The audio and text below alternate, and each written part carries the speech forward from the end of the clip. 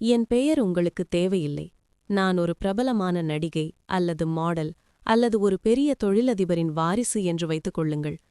என்னை சுற்றி எப்போதும் வெளிச்சம் இருக்கும், கேமராக்கள் மின்னும், மனிதர்கள் மொய்ப்பார்கள். ஆனால் அந்த வெளிச்சத்திற்கு பின்னால் இருக்கும் இருட்டு எனக்கு மட்டுமே தெரியும். என் வாழ்க்கையில் நடந்த அந்த ஒரு வார சம்பவங்களை நான் இப்போதும் மறக்க முற்படுகிறேன். ஆனால் என் மூளைக்குள் அவை அப்படியே உறைந்து கிடக்கின்றன. அது ஒரு அழகான கோடைக்காலம்.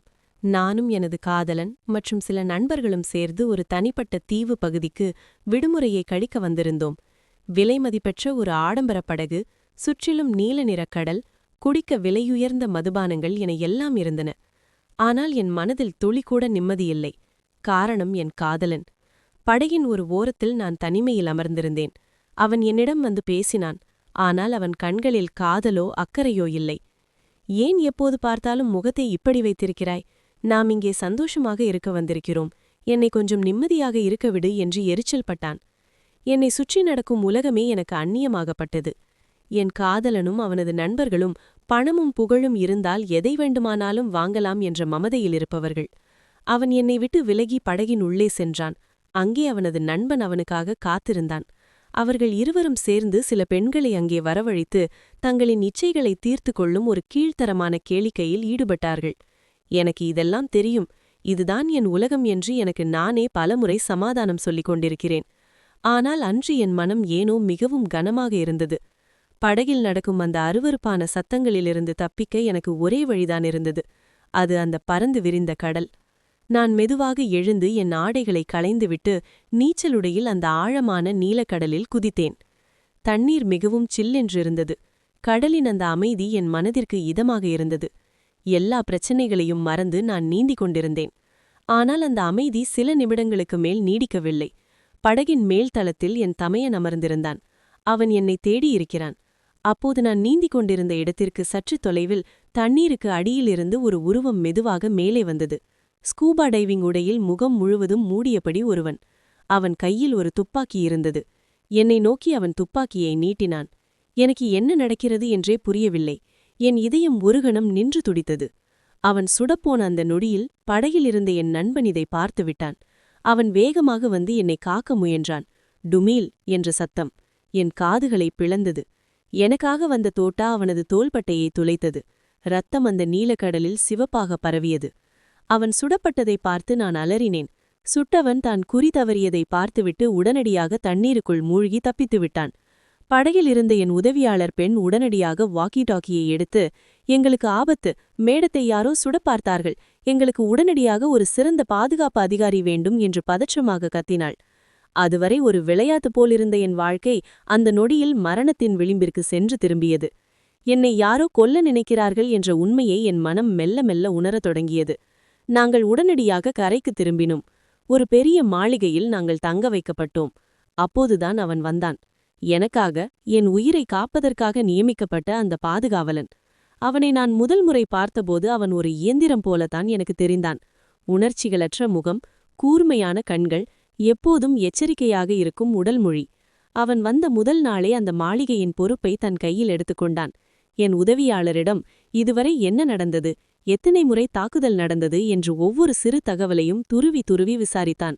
இனிமேல் உங்கள் மேடத்திற்கு எதுவும் ஆகாது. என் உயிரை கொடுத்தாவது நான் அவளை பாதுகாப்பேன். ஆனால் அவள் என் கட்டுப்பாட்டில்தான் இருக்க வேண்டும் என்று தீர்க்கமாக சொன்னான். என் அறையில் நான் தனியாக படுத்திருந்தேன். எனக்கு பயமாக இருந்தது.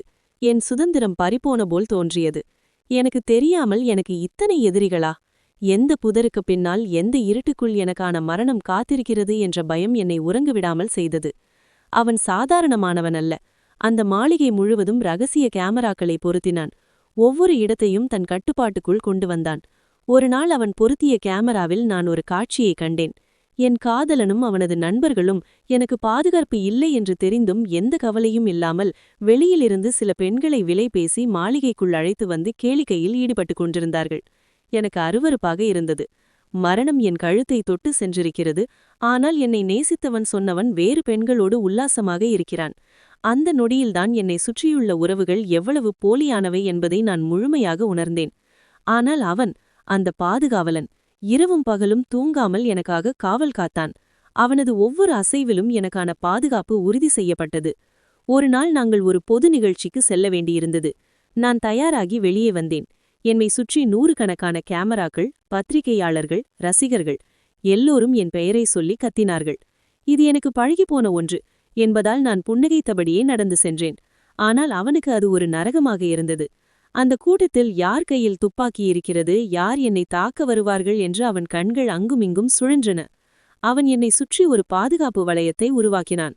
அவனது அந்த தவிப்பை பார்த்தபோது எனக்காக ஒருவன் இவ்வளவு மெனக்கெடுகிறானே என்று என் மனதிற்குள் ஒரு சிறு ஈர்ப்பு ஏற்பட்டது. அவனை எனக்கு பிடிக்கத் தொடங்கியிருந்தது. அவனது அந்த முரட்டுத்தனமான பாதுகாப்பிற்குள் ஒருவித நிம்மதியை நான் உணர்ந்தேன்.